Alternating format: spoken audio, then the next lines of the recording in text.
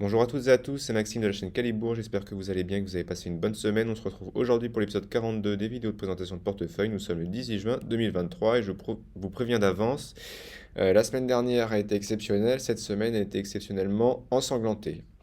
Donc d'abord les recommandations d'usage. Donc je ne suis pas un professionnel ni un conseiller financier, un simple particulier qui cherche à diversifier son patrimoine. Vous ne devez pas répliquer les positions de mon portefeuille sans vous faire vos propres convictions sur les valeurs qu'il compose et par conséquent vous êtes responsable de vos propres investissements, donc des plus-values, des moins-values qui vont avec.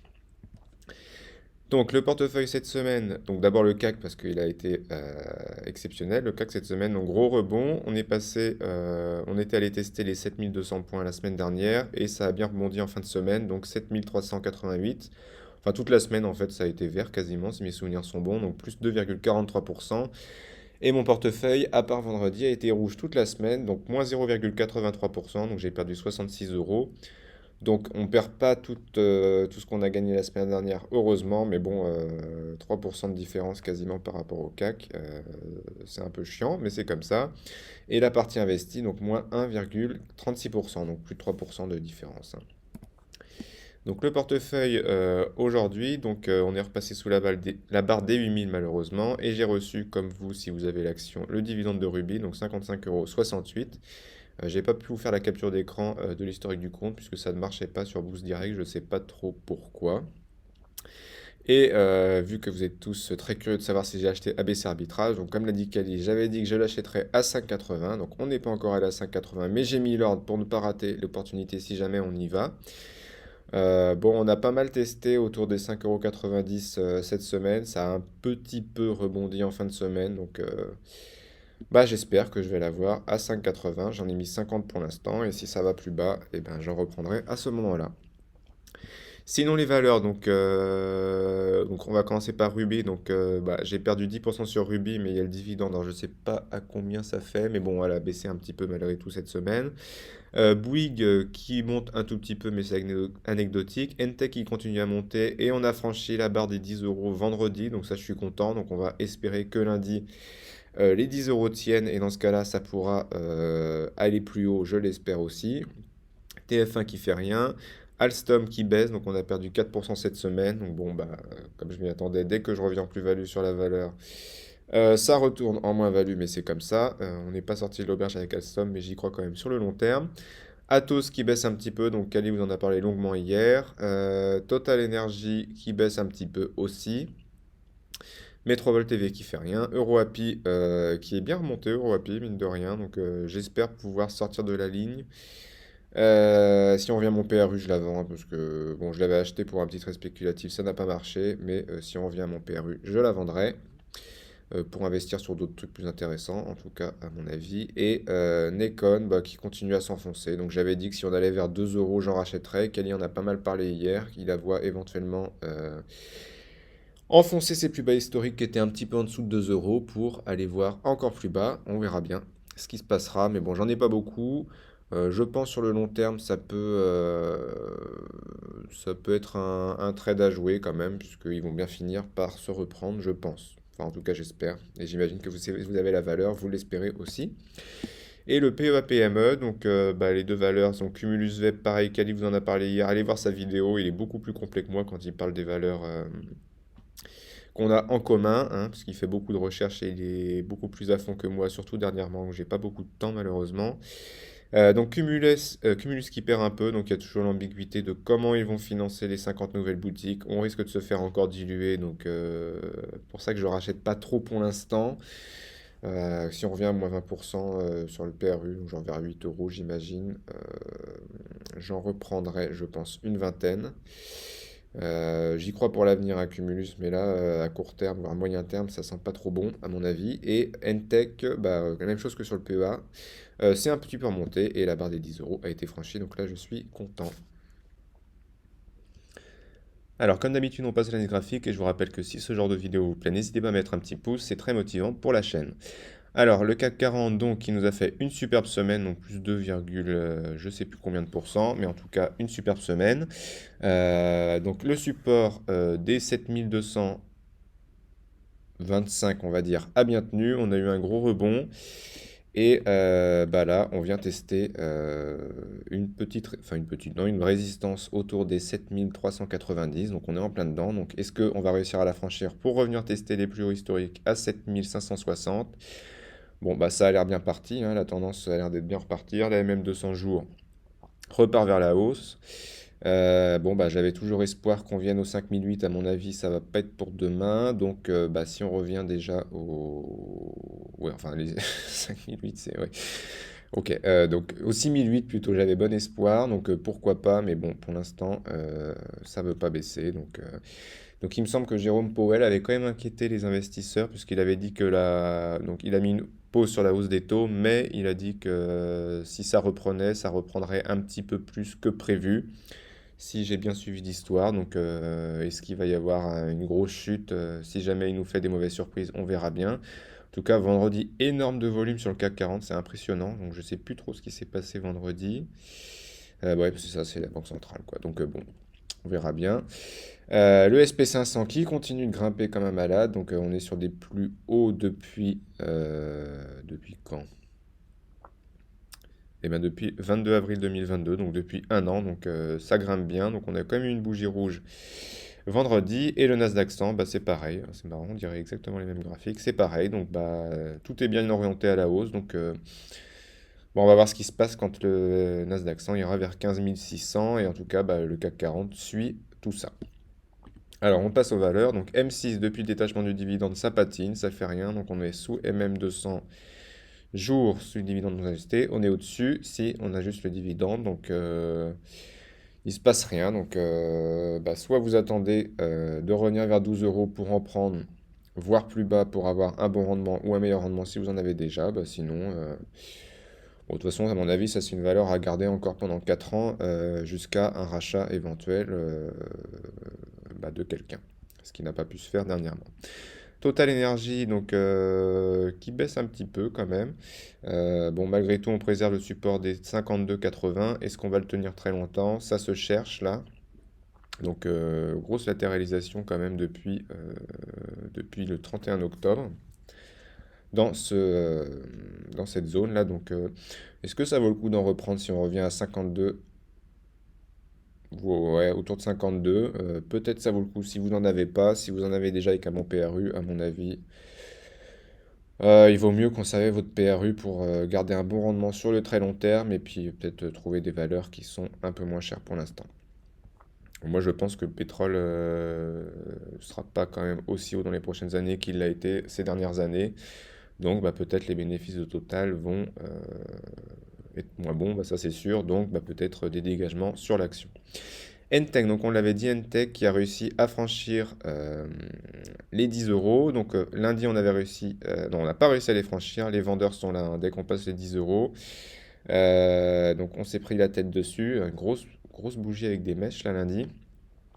Mardi, on est retourné dessus. Mercredi, on est remonté. Non, mardi, on est remonté. Mercredi, on est redescendu. Grosse mèche basse mercredi, on est redescendu à 9,46. Incroyable. Et les acheteurs sont revenus. Bon, c'est un peu le bordel en ce moment, mais malgré tout, regardez les volumes hein, dernièrement. On voit que la valeur, j'ai l'impression, commence à intéresser des gens. Donc, j'espère que Kali nous fera l'honneur de regarder les derniers chiffres qui sont sortis dans le live d'aujourd'hui. Le live sera passé quand vous aurez vu la vidéo, donc vous aurez eu la réponse avant que je vous pose la question maintenant. Mais voilà, en tout cas, on teste des plus hauts là sur Entech, hein, parce que le plus haut récent c'était 10,10 et là on est à 10,10. Alors ça devait être plus que ça. C'était 10,12. Donc est-ce qu'on va réussir enfin à franchir ça pour tenter les 10,44? Donc je vous rappelle que ces niveaux étaient proposés dans l'émission de BNP Paribas avec Laurent Albi et son acolyte dont j'ai oublié le nom, Daniel et Falco. Donc c'était l'émission du coup du 5 décembre 2022. Si jamais vous voulez aller la revoir, il avait proposé ces niveaux. Donc potentiellement on pourrait aller à 10,44 si la tendance continue à aller vers le haut. En tout cas, on est en surachat, un petit peu en surachat. Les volumes sont là.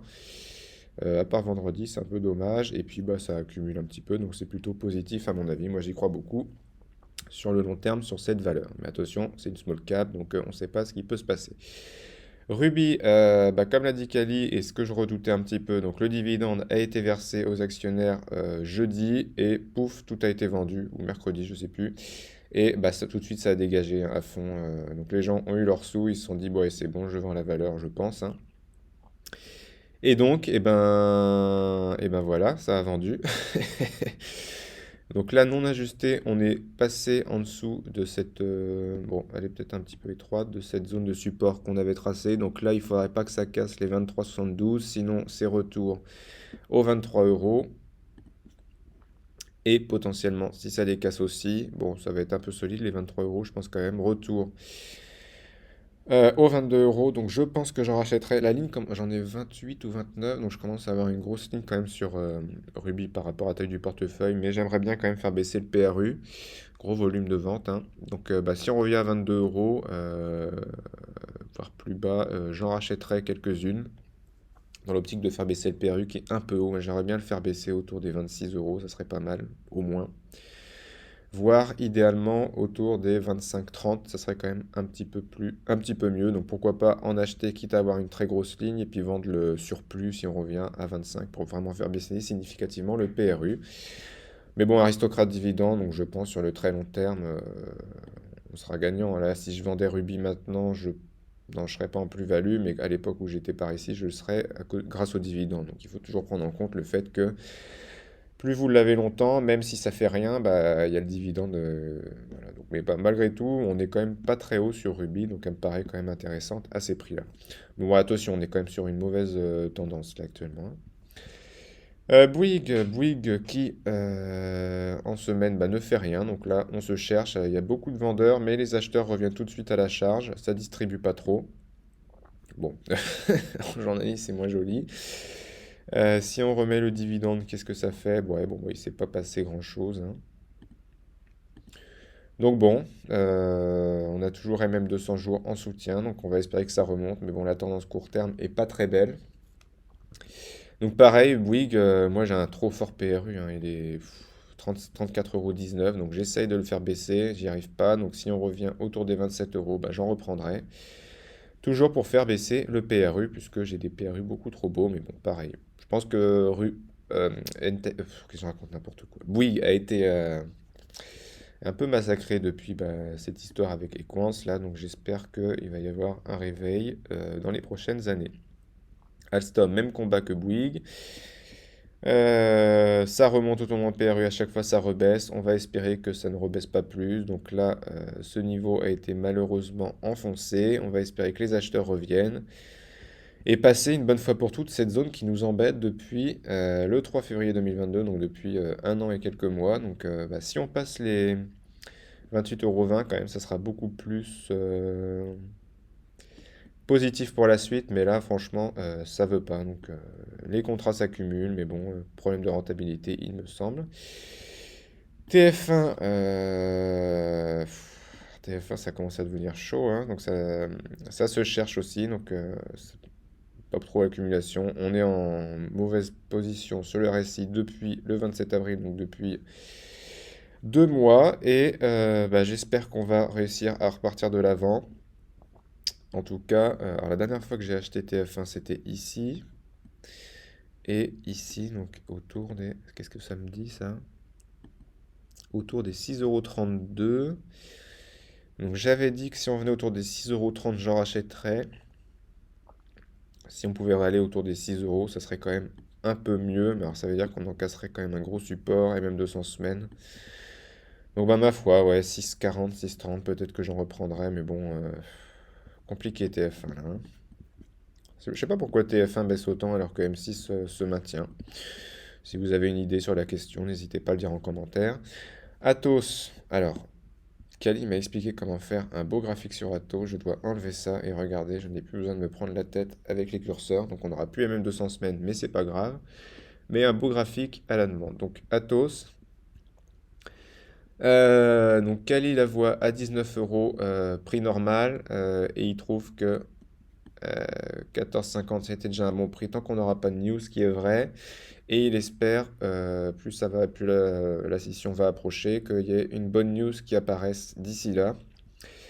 On va espérer, en tout cas, moi j'ai toujours dit, enfin j'ai toujours dit, j'ai dit récemment que si on revenait autour des 16 euros, je la vendrais pour empocher la plus-value, ou au moins la moitié, et puis pourquoi pas renforcer si on va plus bas. Bon, en tout cas, tant qu'il n'y aura pas de news à tous, il ne se passera pas grand-chose. Alors, ça, on va remettre la MM200, semaine, tac. Nekon, bah, qui s'enfonce. Alors, Nekon, c'est vraiment la cata. Gros bougie rouge, on en avait vu un, le 26 mai, et depuis ça s'enfonce, ça s'enfonce. Donc moi je vais attendre autour des 2 euros. Les plus bas récents c'était quand? Enfin, c'était combien? C'était 1,96. Donc ouais, peut-être je vais mettre un ordre à 1,96 pour en reprendre quelques-unes. Et après plus de repères. Donc bon, ça vend. Le RSI est à la cave depuis quasiment 2 mois. Depuis un mois, pardon. Bon, ça sent le roussi pour Nekon, hein. Bon, et pareil, Kelly vous en a parlé longuement hier. Allez voir sa vidéo, elle était très complète. Et Cumulus Web, pareil, vous en a parlé hier. Donc ça s'enfonce. Et bon, bah, si on revient au plus bas, autour des 8,30, j'en reprendrai un petit peu. Malgré tout, ça accumule, hein. C'est ça qui est incroyable avec Cumulus Web, c'est que ça n'arrête pas de chuter, mais ça accumule. Donc je pense que des gens se placent pour le long terme. Mais financement des 50 boutiques, on risque de se faire diluer. Donc je pense qu'il faut mieux rester à l'écart pour l'instant ou commencer une petite ligne. Et EuroAPI qui monte, et comme je vous l'ai dit, si on revient à 11,50, je la vendrai. Mais bon, on va retourner dans ce canal là qui nous avait tenu un petit moment. Bon, bah, malgré tout, si on revient à 11,50, il y a des chances qu'on revienne assez rapidement à 13,40. Donc je verrai à ce moment-là comment ça se comportera. Voilà, la vidéo est maintenant terminée, donc je vous remercie de l'avoir regardée. Comme d'hab, si vous voulez faire un petit commentaire pour m'encourager ou me poser des questions, je lirai volontiers et je répondrai à vos questions éventuelles.